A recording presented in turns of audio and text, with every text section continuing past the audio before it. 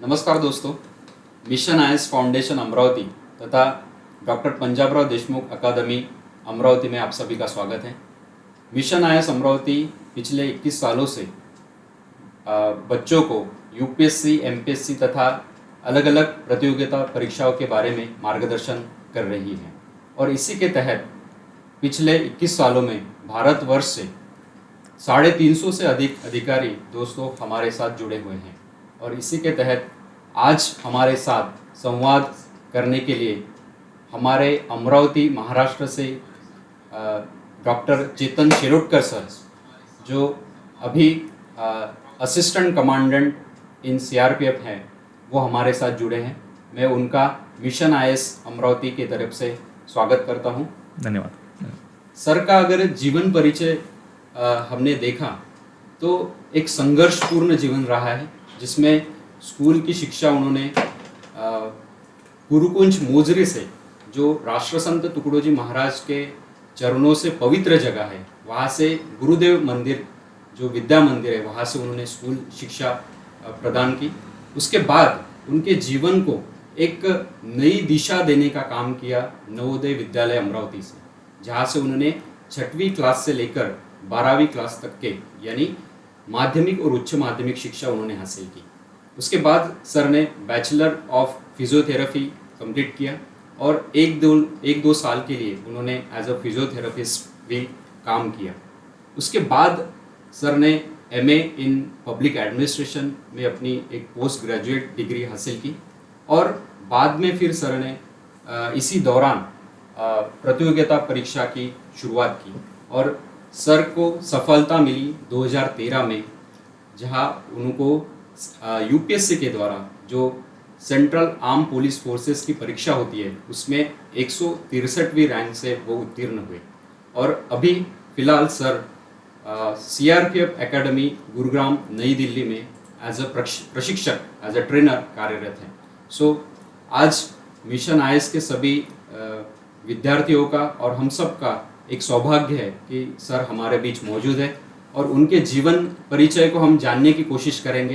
किस तरह से उनका जीवन एक संघर्षपूर्ण रहा, किस तरह से उन्होंने तैयारी की और हमारे बच्चों के लिए एक प्रेरणा रहेगी कि किस तरह से जो बच्चे यूनिफॉर्म सर्विसेज में आना चाहते हैं या फिर सिविल सर्वेंट्स बनना चाहते हैं, तो उन्होंने किस तरह से अपने स्कूली दिनों से ही खुद को तैयार करना चाहिए, प्रिपेयर करना चाहिए और किस तरह से एक एम लेकर चलना चाहिए।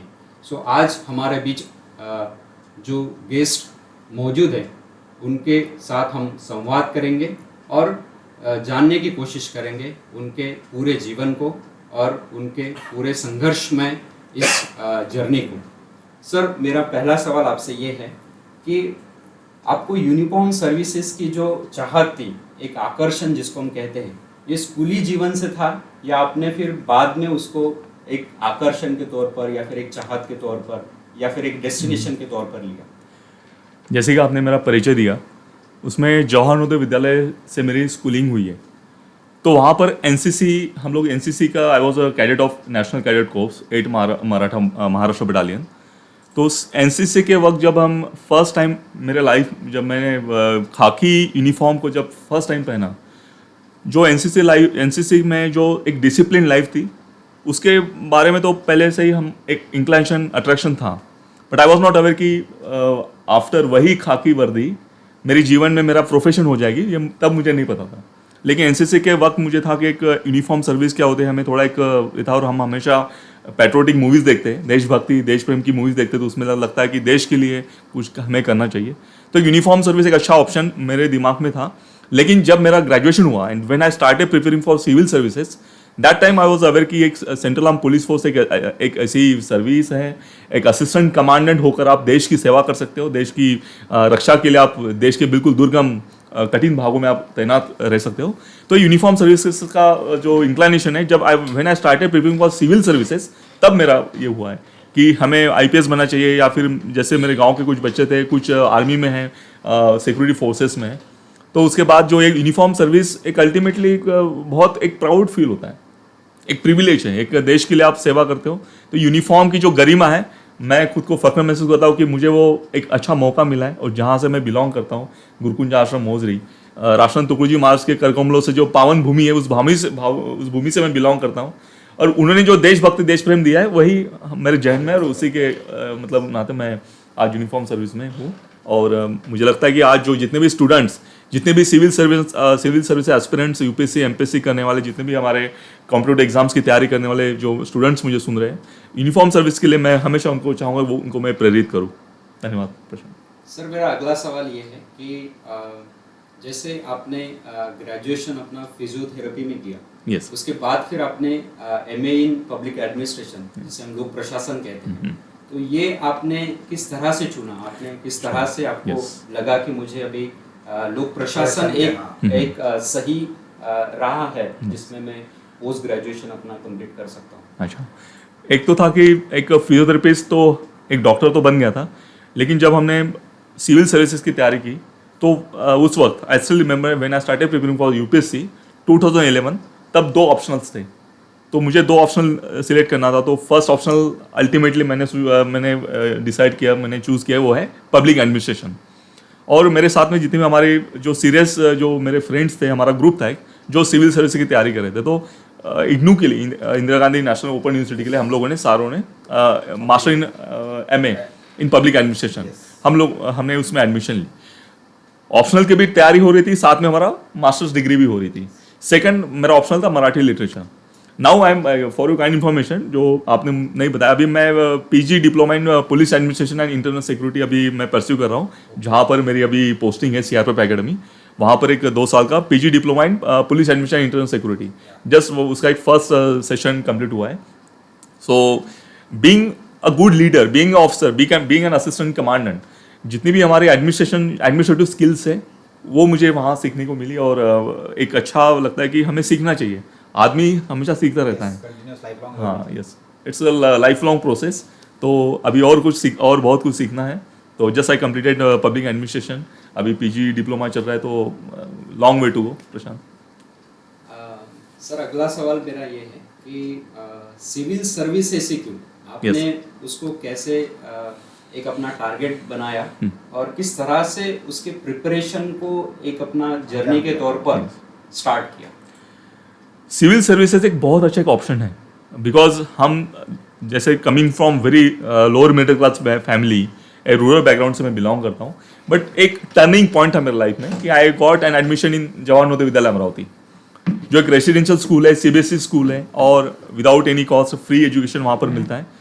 तो because of Navodaya I still remember when मैं 6वीं क्लास में था, और इंडिपेंडेंस डे इन 1996, जो चीफ गेस्ट होते हैं, he was actually collector of this district. जैसे अमरावती हमारा नवोदय विद्यालय था, तो वहाँ पर जो वो प्रोग्राम के लिए कलेक्टर आए, कभी पुलिस कमिश्नर आते थे, कभी डिविजनल कमिश्नर, कभी एसपी आते थे। तो ये इंक्लाइनेशन, एक अट्रैक्शन तो था ही सिविल सर्विसेज के बारे में कि हमें एक ऑफिसर बनना है।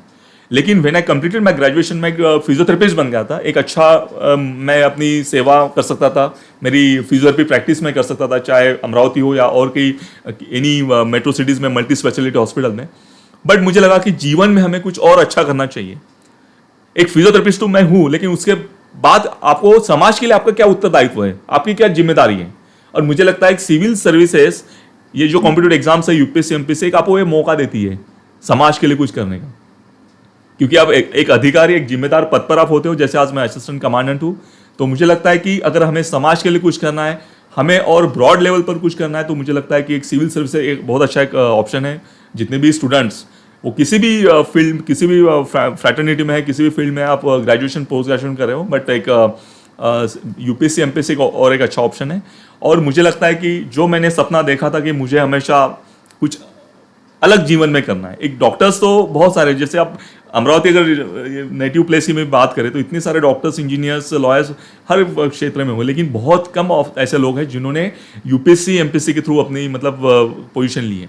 ये कॉम्पिटिटिव एग्जाम है, बहुत टफ है, फील्ड बहुत टफ है, लेकिन मुझे लगता है कि ये एग्जाम्स के लिए तैयारी करनी चाहिए। और आज जब मैं एक असिस्टेंट कमांडेंट बनकर, जब मैं देश के जैसे कश्मीर में था या फिर झारखंड, गढ़चिरौली, अभी रिसेंटली आई गॉट पोस्ट इन गुरुग्राम, तो एक अच्छा मौका है, एक एक्सपोजर है देश की तो सेवा हो रही है, उसके साथ आपको बहुत सारी चीज़ें सीखने को मिलती है और आप देश के लिए, समाज के लिए कुछ दे सकते हो। सो प्रशांत, सिविल सर्विसेज एक अच्छा ऑप्शन है और जो मुझे देख रहे सुन रहे उन्होंने हमेशा इसके बारे में सोचना चाहिए। सच में सर, क्योंकि दोस्तों देखो कि अगर आप सपना देख रहे हो और सपना देखने की अगर आपने हिम्मत है, तो जो प्रगति के या फिर सक्सेस के जो द्वार होते हैं, डोर्स होते हैं, वो अपने आप खुलते जाते हैं। और इसी का उदाहरण आज हमारे बीच बैठे हैं डॉक्टर चेतन शिरोडकर सर, जिन्होंने एक सपना देखा अपने ग्रेजुएशन के स्टडी के साथ ही कि मुझे सिविल सर्वेंट्स बनना है, और उसी के तहत उन्होंने अपनी जर्नी शुरू की, डेडिकेटेडली स्टडी अपनाई, और आज वो एक अधिकारी के तौर पर हमारे बीच है। अगला सवाल मेरा सर ये है कि जब मैंने आपका परिचय पढ़ा पूरा, तो मुझे एक्स्ट्रा करिकुलर एक्टिविटीज जो होती है उनमें आपका जो सहभाग होता है या फिर पार्टिसिपेशन होता है, वो बहुत अलग अलग विभिन्न प्रकार के क्षेत्रों में देखने को मिला। तो एक्स्ट्रा करिकुलर एक्टिविटीज जो आजकल के जो युवा वर्ग होते हैं, जो जनरली इन बीच में नहीं पढ़ते हैं, और उनको आप कैसे बताओगे कि एक्स्ट्रा करिकुलर एक्टिविटीज का आपके जीवन पर क्या प्रभाव हुआ और उसका आपके प्रिपरेशन में क्या फायदा हुआ? बहुत अच्छा आपने पूछा, वेरी क्रूशियल और इम्पोर्टेंट क्वेश्चन है कि एक्स्ट्रा करिकुलर एक्टिविटीज़, मुझे ऐसा लगता है कि बीइंग कोई भी ऑफिसर, आप जैसे यूपीएससी एमपीएससी जो सिविल सर्विसेज की तैयारी करते हैं, it's a phase of your personality development. और ये जितनी भी एक्स्ट्रा करिकुलर एक्टिविटीज़ हैं, अगर आपके multi faceted, multi dimensional, what I call versatile personality, all rounder personality आपको अगर डेवलप करनी है, तो ये जो आपकी स्कूलिंग, आपके कॉलेज लेवल पर, यूनिवर्सिटी लेवल पर जितनी भी कॉम्पिटिशन्स होती है, लाइक डिबेट एलोकेशन कॉम्पिटिशन्स होगी, स्पोर्ट्स इवेंट्स होंगे, कल्चरल इवेंट्स होंगे, आर्ट कॉम्पिटिशन्स होगी। So I still remember during my schooling when I was in Jawahar Navodaya Vidyalaya Amravati, I used to take participate in many competitions, like debate competitions होगी, even music also. वहाँ music teacher थे, I can play tabla, flute, mouth organ, harmonium. तो ये आपका interest के ऊपर है, and your hobbies ultimately आपका पर्सनैलिटी का आईना है। तो आपकी पर्सनैलिटी कितनी अच्छी, उससे आप जितना अच्छा सीख सकते हो उतना आप, मतलब स्टूडेंट ने सीखना चाहिए। केवल हमें किताबी कीड़ा नहीं बनना है, हमें जितना हमारे अंदर जो हुनर है, कोई अच्छा अगर गाता है तो उसने अच्छा गायक बनना चाहिए, कोई अच्छा प्लेयर है उसने ऐसा स्पोर्ट्स पर्सन बनना चाहिए, अगर उसकी अच्छी बहुत सारे ऑप्शंस हैं। और मुझे लगता है कि जो स्कूलिंग लेवल पर, जहाँ कॉलेज में जितने भी एक्स्ट्रा करिकुलर एक्टिविटीज़ होती हैं, उसमें आपने पार्टिसिपेट करना चाहिए। Like I participate in scouts and guide, I got president medal, राष्ट्रपति पदक मुझे मिला। I was in NCC, I was in NSS, national service scheme, NSS में भी था। और जितनी भी कॉम्पिटिशन्स होती थी उसमें मैं पार्टिसिपेट करता था, और मुझे लगता है कि only because of all this extra curricular activities I got many medals, I got many laurels, and more over it's a part of your personality building phase. और यही सिविल सर्विसेज में आपको, जब आपका डीएफ डिटेल एप्लीकेशन फॉर्म आप fill करते हो और एड्रेस पे जो भी इंटरव्यू पैनल के सामने आप जाते हो, तो आपका आईना वही है कि आपने जीवन में क्या कमाया। सिर्फ आपने डिग्री, ग्रेजुएशन, पोस्ट ग्रेजुएशन नहीं किया, बट मोर देन दैट आपने और क्या किया, और कौन कौन से कॉम्पिटिशन्स में आपने पार्टिसिपेट किया है। तो ultimately it shows your persona कि आपकी अचीवमेंट्स क्या हैं। और अगर आप देखोगे तो not only elementary, intermediate exam, driving exams में भी मैंने पार्टिसिपेट किया है, इंटरनेशनल, नेशनल लेवल पर, जितने भी स्कूलिंग लेवल पर, state level, then national level, university level, जितनी भी डिबेट एलोकेशन कॉम्पिटिशन थी, I used to take participate mostly schooling के वक्त, या फिर when I was doing my graduation from Sawangi में वर्धा, उस वक्त भी मैंने बहुत सारी कॉम्पिटिशन्स में पार्टिसिपेट किया। और मुझे लगता है कि यही हमारी जो सिविल सर्विसेज प्रोग्राम की प्रिपरेशन के लिए बहुत इंपॉर्टेंट, बहुत ज़रूरी चीज़ थी। और आज भी जब भी मौका मिलता है तो हम पार्टिसिपेट करते रहते हैं। ये आपका पर्सनैलिटी डेवलपमेंट है, और ये कंटिन्यूस प्रोसेस है, एंड इज एंडलेस प्रोसेस। आपको हमेशा इवॉल्व करना है, no one is perfect in this world. और मुझे लगता है कि मंजिल अगर हमें मिलनी है, मंजिलें उन्हीं को मिलती है जिनके सपनों में जान होती है। आप सपनों के बारे में बोल रहे थे, जो मेरा सपना था कि मुझे एक अच्छा अधिकारी बनना है, देश के लिए कुछ सेवा करनी है, मंजिलें उन्हीं को मिलती है जिनके सपनों में जान होती है। पंखों से कुछ नहीं होता, हौसलों से उड़ान होती है। तो आपके हौसले ऐसे बुलंद चाहिए, तो आप इस सिविल सर्विसेज के माध्यम से देश की सेवा कर सकते हो। प्रशांत सर ने बहुत अच्छी बात कही है दोस्तों कि हमारे स्कूल लाइफ में या फिर महाविद्यालयीन जो जीवन होता है, हमारा कॉलेज लाइफ होता है, उसमें हमें शिक्षा के साथ साथ जो एक्स्ट्रा करिकुलर एक्टिविटीज़ होती है वो हमारा एक पर्सनालिटी डेवलप करती है, हमारे कम्युनिकेशन स्किल डेवलप करती है। और वही जाकर हमें जब हम प्रात्यक्षिक या फिर इंटरव्यूज़ अलग अलग प्रकार के देते हैं, तो इंटरव्यू के दौरान जो हमारी पर्सनालिटी होती है वो वहाँ रिफ्लेक्ट होती है। कि किस तरह के आप व्यक्ति हो, आप व्यक्तित्व के तौर पर किस तरह का आपका एक पर्सनालिटी आपकी है। यस। और इसी का फायदा जनरली सिविल सर्विसेज देने वाले बच्चों को एक भी बात होता मैं है। छोटी ऐड करूँगा, Yes, sorry to interrupt yes. You. OLQs कहते हैं हम generally, officer like qualities. Yeah. तो ऑफिसर लाइक क्वालिटीज आपकी जो डेवलप होती है ना, वो एक दिन में नहीं डेवलप होती है। Yes, yes. आप जब बचपन से जितनी भी आपकी स्कूलिंग आपकी जब होगी, प्री स्कूलिंग, प्राइमरी स्कूल होगा, आपका सेकेंडरी स्कूलिंग या कॉलेज में आपने जितनी भी पार्टिसिपेट किए कॉम्पिटिशंस, आपने जितना एक्सप्लोर किया है खुद की पर्सनालिटी को, यही आपकी ultimately officer like qualities decide होती है। जैसे आप कह रहे थे कम्युनिकेशन स्किल्स है, आपकी फिजिकल फिटनेस, अगर आप अच्छा स्पोर्ट्स कोई अगर आपने टूर्नामेंट में पार्टिसिपेट किया है, जैसे I have had participate in national level volleyball competitions like, तो ये सारी एक्स्ट्रा करिकुलर एक्टिविटीज़ की ये इम्पोर्टेंस है। और जितने भी स्टूडेंट्स मुझे सुन रहे हैं उन्होंने इसके बारे में सोचना चाहिए।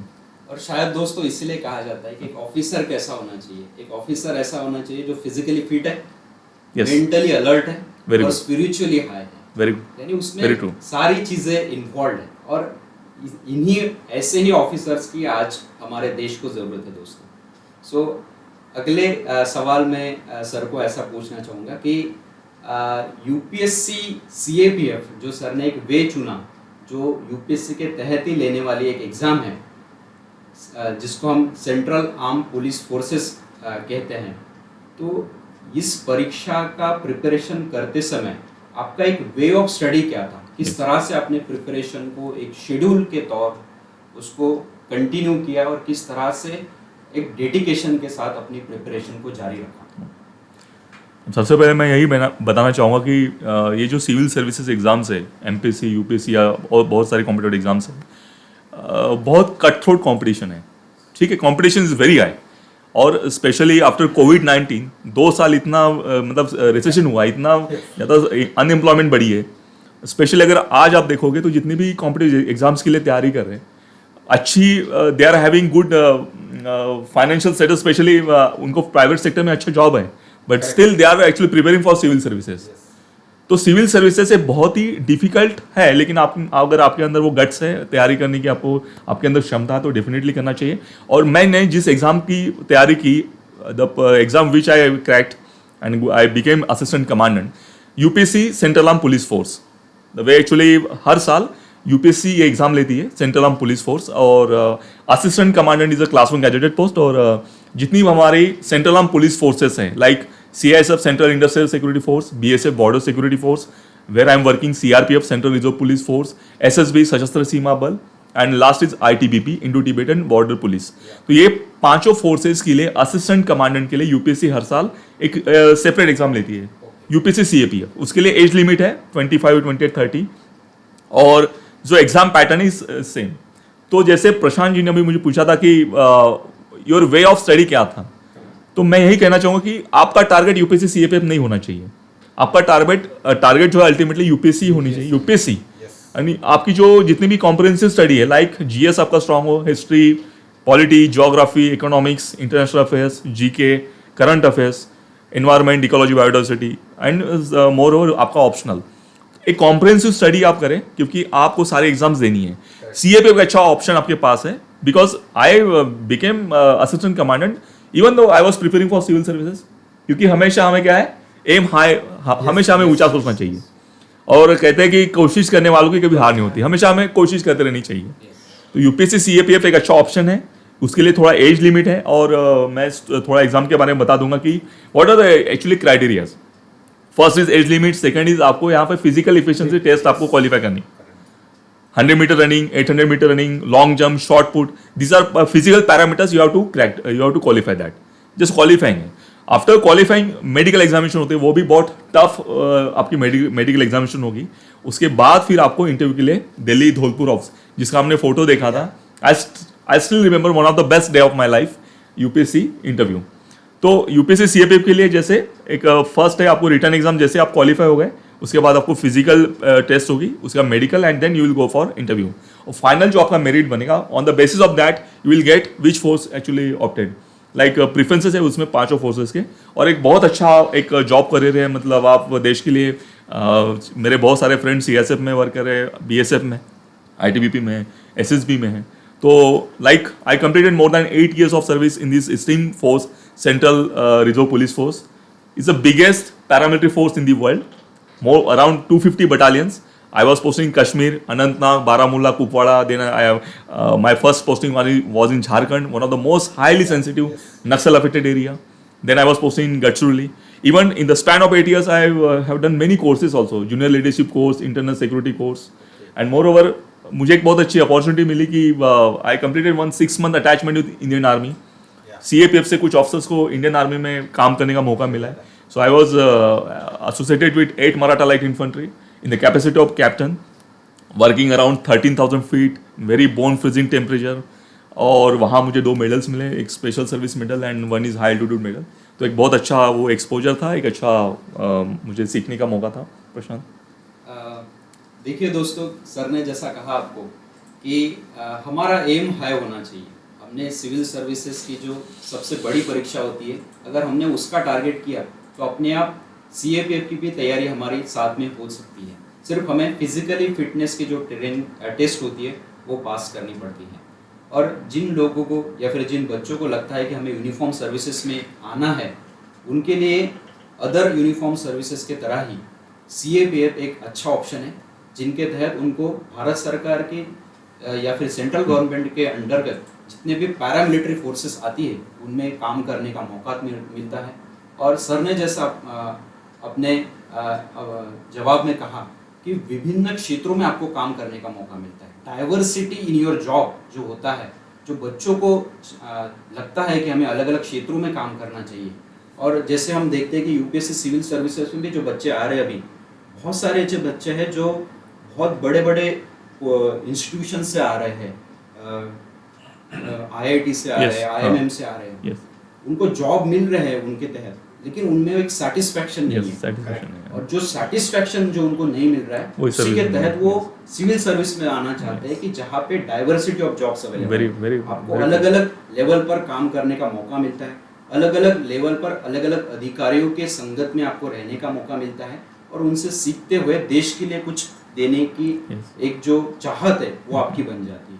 और इसीलिए UPSC के तहत ये CAPF जो एग्ज़ाम है, ये भी एक अच्छा ऑप्शन है आपके लिए कि आप इसकी तैयारी साथ साथ कर सकते हो. और सर ने जैसे कहा कि इसके लिए एलिजिबिलिटी जो है वो आपकी सिविल सर्विसेज का जो प्रीलिम्स का या फिर मेंस का सिलेबस होता है वही होता है, सेम सिलेबस, और एक ही एग्ज़ाम इसकी होती है. रिटर्न उसके बाद रिटर्न एग्ज़ाम के बाद आपकी इंटरव्यू होता है, और उसी के दौरान आपकी मेडिकल और फिटनेस टेस्ट होंगे, और उसके बाद फिर आपका मेरिट लिस्ट लगेगा. राइट.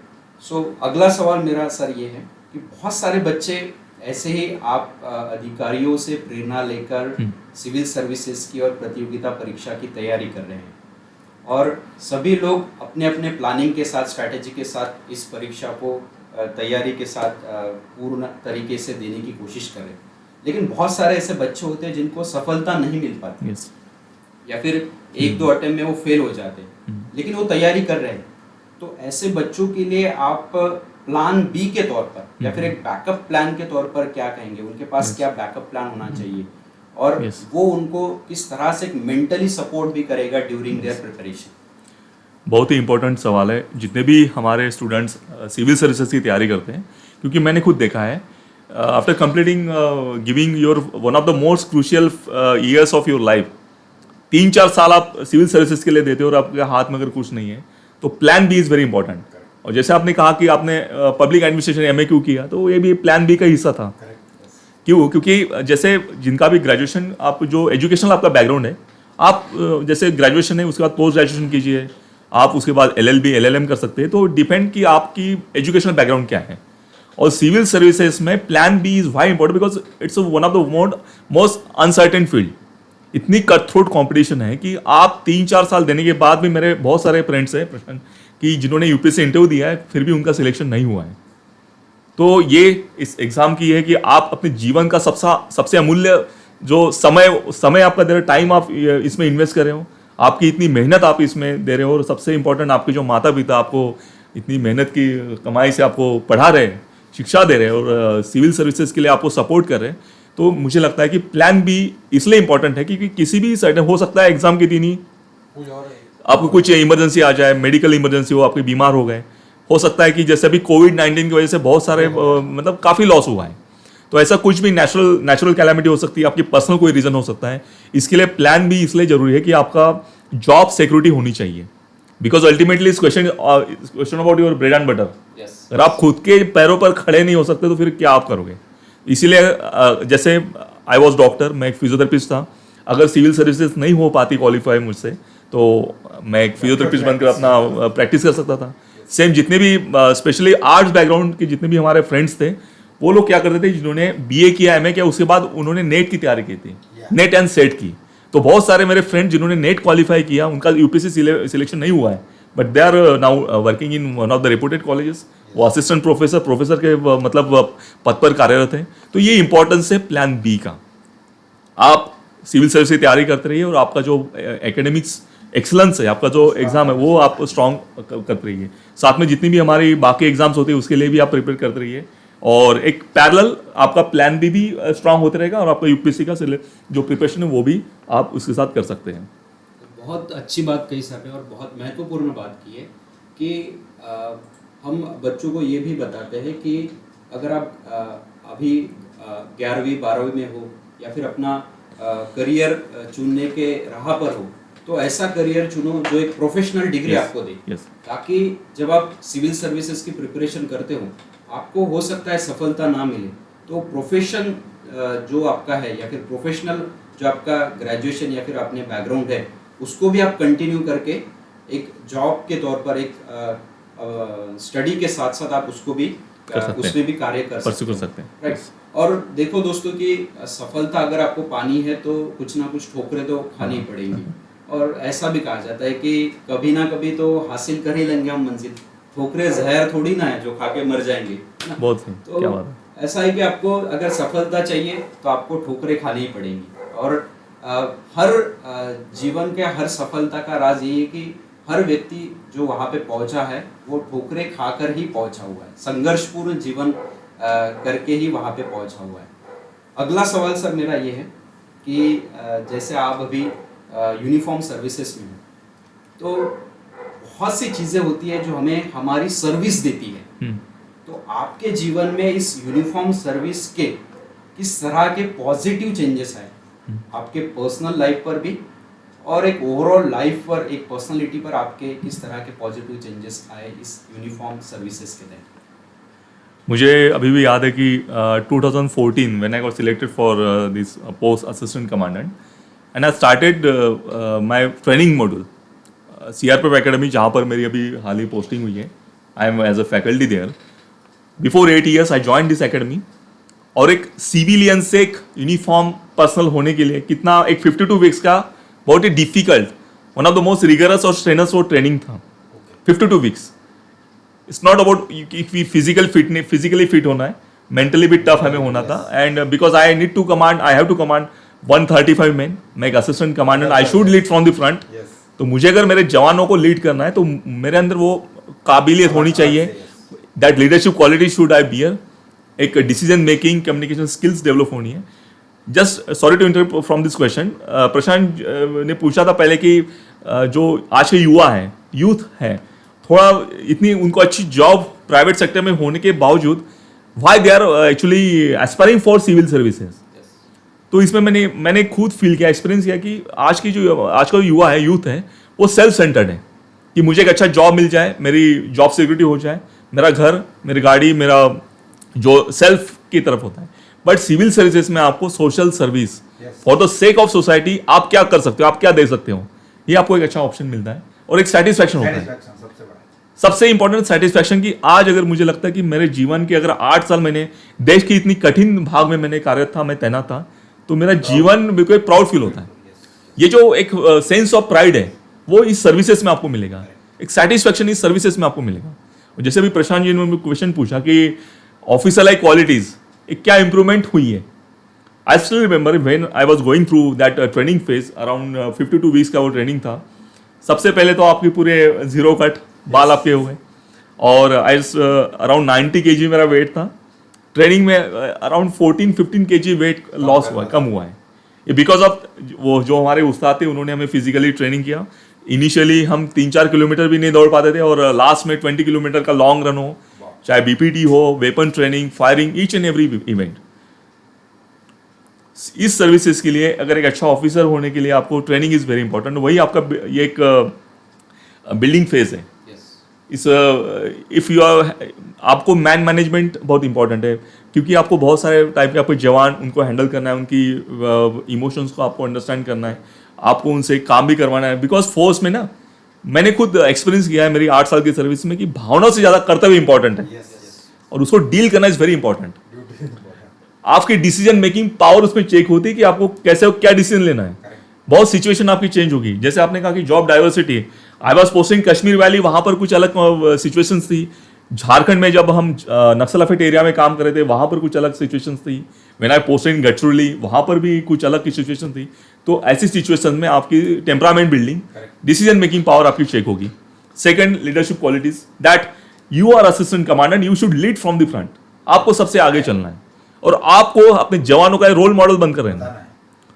वो आपको देखकर आपको सीखेंगे। एंड फोर्स में क्या होता है, ऑर्डर्स फॉलो करना है। I need to give them orders and they have to follow it. तो because of this uniform service, एक तो डिसिप्लिन लाइफ, जो मैंने सबसे पहले कहना चाहिए था कि डिसिप्लिन, एक अनुशासन का क्या इंपॉर्टेंस हमारे जीवन में है, वो इस सर्विस के मतलब मुझे फील हुआ, एक्सपीरियंस किया मैंने, कि हम जैसे सिविलियंस जो है सिग्नल पर जाते हैं, सिग्नल तोड़ देते हैं, ठीक है, कहीं भी कचरा हम फेंक देते हैं। बट एक आपको अगर यूनिफॉर्म सर्विस, अगर आप किसी फौजी को आप देखोगे, किसी एक जवान को देखोगे, तो वो ऐसा बिल्कुल आपको नहीं करेगा। वो डिसिप्लिन लाइफ हमारे अंदर आनी चाहिए, फर्स्ट थिंग। सेकंड, जैसे मैंने आपको बताया कि कम्युनिकेशन स्किल्स, आपको बहुत जगह पर बात करनी है। सोशल, आप जब इवेंट अटेंड करते हो या फिर आपके जवानों के साथ आप जाते हो, तो बहुत सारे मौके आपको मिलेंगे। और 2 बेस्ट मोमेंट मेरे लाइफ के अभी इस सर्विसेज में आए कि last year in the month of October हम लोगों ने एक साइकिल रैली की थी on the day of unity, national unity day parade के लिए। तो हम लोग गडचिरोली से केवड़िया गए, अराउंड 1100 किलोमीटर का फासला हमने साइकिल से तय किया। मेरे 25 सीआरपीएफ के बहादुर जवानों के साथ मैं साइकिल, हम लोग वहाँ जो हम चल रहे थे, लोगों का इतना प्यार हमें मिला, इतना सेटिस्फैक्शन है। वो मतलब एक यूनिफॉर्म पर्सन के लिए जो लोगों के अंदर जो भावना है, वो आपको एक प्राउड फील, अलग एक प्रोत्साहन देती है, प्रेरणा देती है आपको। सेकंड था, recently I was contingent commander in CRPF day parade at Jammu. वो एक अच्छा मुझे ऑप्शन, मुझे एक अच्छा अपॉर्चुनिटी मुझे मिली।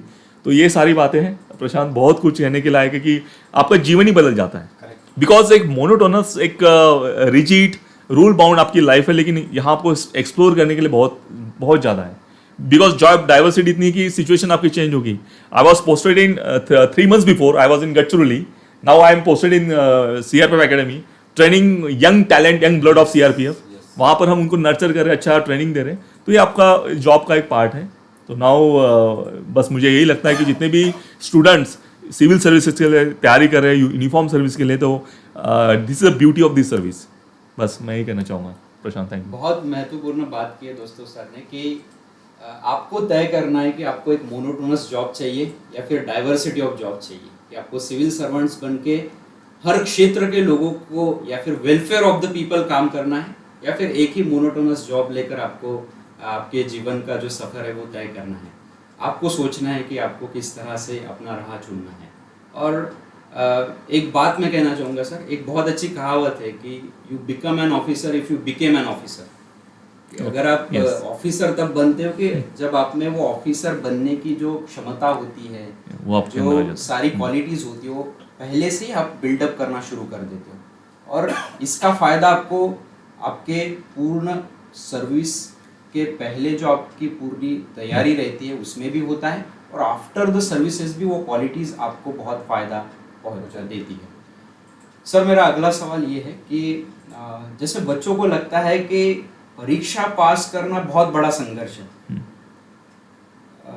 और कुछ लोग ऐसा कहते हैं कि संघर्ष, जो सही संघर्ष होता है वो स्टार्ट होता है आपको सर्विस मिलने के बाद, क्योंकि बहुत बड़ी बड़ी चुनौतियों को आपको सामना करना पड़ता है। बहुत सारी ऐसी चुनौतियां होती है, जैसे आपने कहा कि in between service, in between your training period, you are posted in one of the most extreme left wing extremist areas, naxalites areas.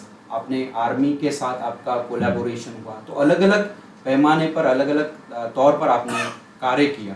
तो आपको विभिन्न ऐसे क्षेत्रों में काम करना पड़ता है जहाँ पे बहुत बड़ी चुनौतियों का आपको सामना करना पड़ता है, जहाँ पे सामाजिक समस्या होंगी, आर्थिक समस्या होंगी, राजकीय समस्या होंगी, ऐसी बहुत सारी चुनौतियाँ हम फेस करते हैं। तो सही संघर्ष हमारा जो होता है वो प्रिपरेशन को दौरान का होता है या फिर प्रिपरेशन के बाद का असली संघर्ष हमारा शुरू होता है? मेरे सर थे जब पुणे में हम लोग सिविल सर्विसेज की तैयारी कर रहे थे, तो उन्होंने एक नाम दिया था कि ये संघर्ष नहीं है, घर्षण है, इट्स फ्रिक्शन। संघर्ष आपका तब होगा जब आप सर्विसेज में जाओगे, तब लोगों के लिए काम करोगे। तो आई स्टिल रिमेम्बर कि उन्होंने कहा था कि कुछ किए बिना ही जय जयकार नहीं होती, वो कविता की लाइनें की कोशिश करने वालों की हार नहीं होती। तो जो फर्स्ट फेज था वो भी आपका एक स्ट्रगल है, because you are actually preparing for civil services, और ये इतना आसान बात नहीं है। अगर सिविल सर्विस इतनी ईजी होती तो हमारे अमरावती से ही अगर इतने सारे लोग सिलेक्ट हो जाते सर्विसेज में। I was aspiring for IAS and IPS, but I could not clear that exam. I cracked CAPF, उसके बाद में भी हमने तैयारी की कोशिश की। तो मुझे लगता है कि जो सिविल सर्विसेज की तैयारी का जो है ये आपका सेल्फ इंट्रोस्पेक्शन का फेज है। आपका अंदर कितना सेल्फ कॉन्फिडेंस है, डेडिकेशन है, कमिटमेंट है, आप इस सर्विसेज के लिए कितना डेडिकेटेड हो, क्योंकि आपका अल्टीमेटली आपका टेम्परामेंट चेक हो रहा है, आपका पेशेंस चेक हो रहा है। अगर फर्स्ट अटेम्प्ट आप ये सर्विसेज को मतलब ये एग्जाम आपकी क्वालिफाई नहीं हो रही है, are you going for second attempt, are you going for third attempt, ये आपके अंदर वो उतना परसिवरेंस है कि नहीं है। ये अल्टीमेटली आपका चेकिंग हो रहा है, आपकी पर्सनैलिटी कितनी स्ट्रांग है, आपका मेटल जो है कितना स्ट्रांग हुआ है। सेकंड थिंग, मोर ओवर इस सर्विसेज के जब आप एंटर हो जाते हो तो आपकी इतनी सारी चैलेंजेस आपको फेस करनी है, ये सही आपका जीवन का संघर्ष है। मुझे लगता है वो घर्षण था, फ्रिक्शन, और संघर्ष तो एक सर्विसेज में आने के बाद आपका संघर्ष होगा, लेकिन उसके साथ में भी आपको बहुत अच्छे से मौके आएंगे। जैसे मैंने आपको बताया एक साइकिल रैली का, CRPF डे परेड का, ऐसे बहुत सारे मौके आपके जीवन में आएंगे कि आपको इस सर्विसेज के मतलब चलते बहुत सारी चीज़ें आपको सीखने को मिलेगी, लोगों के लिए काम करने का मौका मिलेगा, उनका जो समाधान है, उनका सेटिस्फैक्शन, उनके चेहरे की जो हंसी है वो आपको कभी आपके चेहरे पर आपको लगता है कि मैंने कुछ उनके लिए किया। बिकॉज जब हमें आज़ादी मिली थी, the streets with destiny, 15 August 1947, when I got my first posting in Jharkhand, इतना गरीब पिछड़ा इलाका है, one of the most backward district in India, Latehar, exactly on the Chhattisgarh border, complete tribal belt, और वहाँ इतनी गरीबी, इतनी पिछड़ापन मैंने देखा। मुझे लगा कि आज़ादी तो हमको आधी रात को मिली थी, लेकिन सवेरा अब तक नहीं हुआ है। हम हमेशा कहते हैं कि सारे जहाँ से हिंदुस्तान हमारा, लेकिन अभी बहुत काम हो रहा है। आप उनके जीवन में अगर कुछ उजाला ला सकते हो, वही आपके लिए सेटिस्फैक्शन है। और ये सर्विस की ये ब्यूटी है, मैंने यही कहा ब्यूटी ऑफ सर्विस की, एक कुछ आपको एक लगता है सेटिस्फैक्शन, यस मैंने उनके लिए कुछ किया है। Same experience I had in Gadchiroli, exactly on Chhattisgarh. इतनी छोटे छोटे गांव है जहाँ पर बेसिक एमिनिटीज़ नहीं है, मोबाइल नेटवर्क नहीं है, इलेक्ट्रिसिटी नहीं है, हॉस्पिटल्स नहीं है, एजुकेशनल फैसिलिटीज़ नहीं है। वहाँ आप बच्चों के लिए पढ़ा रहे हो, उनके लिए आप काम कर रहे हो, तो ये सर्विसेज में आपको मिलेगा। और मुझे लगता है कि प्रशांत, यूनिफॉर्म सर्विस आप लोगों ने तैयारी करनी चाहिए। दोस्तों देखो कि जब सर ने एक बहुत महत्वपूर्ण बात की कि आप प्रिपरेशन के दौरान जो पढ़ते हो, जो हम स्टडी में देखते हैं, और एक्चुअल रियलिटी जो हम आफ्टर द सर्विस देखते हैं कि सर्विस में जब आते हैं तो एक्चुअल रियलिटी हमें देखती है कि किस तरह का संघर्षपूर्ण जीवन है लोगों का, और उनमें अगर परिवर्तन हमें लाना है तो हमारा जो अभ्यास होता है, जो हमने सीखा है, वो हमें वहाँ पे अप्लाई करना पड़ता है कि उसका फ़ायदा हमें वहाँ पे मिलता है। तो जीवन दोनों भी संघर्षपूर्ण ही है, आपकी प्रिपरेशन भी और आपकी सर्विस भी। दोस्तों सर को सामाजिक मुद्दों पर व्याख्यान देने का, जो सिविल सर्विसेज की या फिर कॉम्पिटिटिव एग्जाम्स की तैयारी कर रहे बच्चों को गाइडेंस देने का भी बहुत उनमें रुचि है। और सर जहाँ जाएंगे वहाँ पे बच्चों को मिलते रहते हैं, जिनको ज़रूरत लगे कि हमें गाइडेंस की ज़रूरत है उनको गाइडेंस प्रोवाइड करते हैं। और लिखने की भी बहुत सर को रुचि है, बहुत अच्छे चीज़ों के बारे में सर लिखते रहते हैं।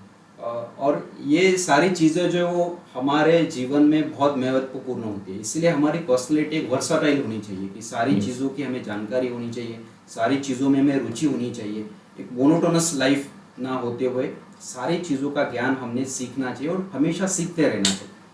हमारा आखिरी सवाल सर आपसे ये है कि अगर शिलोटकर सर यूनिफॉर्म सर्विस में नहीं आते तो आज कहाँ होते? क्या कौन सा सर्विस या फिर कौन सा जो जीवन है या फिर जर्नी है सर ने चुनी होती? वैसे मेरा ग्रेजुएशन मैंने फिजियोथेरेपी किया था, तो एक फिजियोथेरेपिस्ट तो मैं था ही, वो तो मेरा ब्रेड एंड बटर है। मैं एक अच्छा फिजियोथेरेपिस्ट तो डेफिनेटली होता। लोगों के जो पेन है, उनको डिफरेंट डिसेबिलिटीज़ होगी, डिफॉर्मिटीज़ होगी, उनको जितनी भी पेन होंगी, specially disease as a well skilled physiotherapist, definitely मैं एक अच्छा फिजियोथेरेपिस्ट बनकर उनको काम करता। बट मोर ओवर मुझे लगता है कि मेरा जो एक फ्रॉम इनर एज मेरी जो ट्रू कॉलिंग है वो एक लिटरेचर, मेरा एक लिखना, जैसे आपने कहा मैं लिख सकता हूँ। तो मुझे इस सर्विस में तो इतने अच्छे अनुभव आए कि वो मैंने लिखे। कश्मीर के अच्छे अनुभव, झारखंड के, गढ़चिरौली और डिफरेंट जो मुझे सर्विस के दौरान अनुभव है, लिखना ये मेरा अल्टीमेट जॉनर है। तो एक मुझे लेखक के तौर पर आप देखते हैं, और सोशल सर्विस में ही मुझे करना था, because the values which I belong, मैं ऐसे ही परिवार से, एक छोटे परिवार से हूँ। मेरे पिताजी मेरे एक टीचर हैं, मम्मी पापा ने जो मुझे शिक्षा दी, उनके संस्कार से लेकर जिस मैं प्लेस से बिलोंग करता हूँ, राष्ट्रसंत तुकडोजी महाराज का जो भूमि है, गुरुकुंज आश्रम मोजरी, वहाँ से मैं बिलोंग करता हूँ। वहाँ की जो वैल्यूज़ मुझे मिली है, जो शिक्षा हमने ली है, जो मानवता का जो उन्होंने हमें एक मार्ग दिखाया है राष्ट्रसंत तुकडोजी महाराज ने, वो मैं लेकर आगे बढ़ रहा हूँ। और मुझे लगता है कि ये जीवन अभी बहुत लंबा रास्ता तय करना है। It's just a stepping stone, just way are, अभी बहुत लंबा फासला हमें तय करना है। कोशिश करते रहनी चाहिए, और कोशिश करने वालों की हार होती नहीं है। और मुझे आप लेखक देखते हैं, एक अच्छा वक्ता आप मुझे देखते हैं, और मुझे ना एक एकेडमिक्स, मुझे बच्चों को पढ़ाना बहुत अच्छा लगता है। हाँ, जो मेरे पास है वो मुझे देना चाहिए। गिविंग इज आर्ट है, आप उसको देना चाहिए, आपके पास है, आपने उसको। और एजुकेशन, शिक्षा एक ऐसा माध्यम है जिससे देने से वो बढ़ेगा, कम नहीं होगा। Sky is the limit, everything under the sun. आप बच्चों को दे सकते, जैसे मैं जवाहर नवोदय विद्यालय में पढ़ा हूँ, आज भी मुझे टाइम मिलता है, मैं नवोदय में मेरी स्कूल में जाता हूँ, क्योंकि हमारे स्कूल का एक मोटो था, come to learn and go to serve. जहाँ से मैंने शिक्षा ली, वहाँ से शिक्षा ली, मैंने 12th वहाँ से कंप्लीट किया, then I completed my graduation, मैं एक अच्छा ऑफिसर बनाऊँ। But now it's time to give something for the sake of society. तो स्टूडेंट्स को मैं specially about career counselling, personality development, competitive exams के बारे में मैं हमेशा उनको बताते रहता हूँ। तो एक मोटिवेशनल स्पीकर आप मुझे देखते हैं इन कमिंग डेज। और बहुत कुछ कहना है, लेकिन थैंक यू प्रशांत। एक काफ़ी इमोशनल क्वेश्चन है, क्योंकि काफ़ी डायलेमा में हूँ कि मैं एक अच्छा फिजियोथेरेपिस्ट होता या लेखक होता कि एक अच्छा वक्ता होता। बिकॉज यस, तो सर ने अपने जीवन के बारे में, अपने सर्विसेज के बारे में बहुत सारी जानकारी दोस्तों हमारे साथ शेयर की। सर की और भी बहुत ऐसी जानकारी है जो आज हमने डिस्कस नहीं की, लेकिन सर हमसे मिलते रहेंगे और हम उनके अलग अलग पहलू पर भी और भी बातें जानते रहेंगे। और सर ने जाते वक्त एक बहुत बड़ी बात की कि आपके पास जो भी नॉलेज है, जो आप गेन कर रहे हो, उसको लोगों के साथ शेयर करो, लोगों के साथ वो बांटो। जितना आप लोगों में वो बांटोगे, वो दुगना होते जाएगा, वो स्प्रेड अप होते जाएगा। और यही एक सिविल सर्वेंट्स की एक खासियत होती है कि आपके पास जो है वो दूसरों को दो। और इसी एक अच्छी बात के साथ मैं सर का बहुत बहुत धन्यवाद देता हूँ सर को कि आज वो हमारे बीच आए, हमें उनका एक अमूल्य जो वक्त है वो हमें दिया, और हमारे बच्चों के साथ उन्होंने डिस्कशन किया। और एक यूनिफॉर्म सर्विस क्या होती है, एक सिविल सर्वेंट्स क्या होता है, किस तरह से उन्होंने तैयारी करनी चाहिए, किस तरह से उन्होंने अपने पर्सनालिटी को भी ध्यान में रखते हुए अपने तैयारी के साथ खुद को एक अच्छा ऑफिसर बनने के राह पर लेके जाना चाहिए। तो इसी के साथ हम सर को धन्यवाद देते हैं। और आप हमारे साथ जितने भी यूपीएससी एस्पिरेंट्स होंगे, अलग अलग प्रतियोगिता परीक्षा के एस्पिरेंट्स होंगे जो जुड़े हैं, कुछ पालक वर्ग भी है, पेरेंट्स भी है जो हमारे साथ जुड़े, और ये जो स्टोरी है सर की, ये मुझे लगता है कि सभी युवा वर्ग के लिए एक इंस्पायरिंग स्टोरी है और सभी को इससे प्रेरणा मिलेगी। एक बार फिर मैं सर का धन्यवाद देता हूँ और आपसे विदा लेता हूँ। नमस्कार। जय हिंद।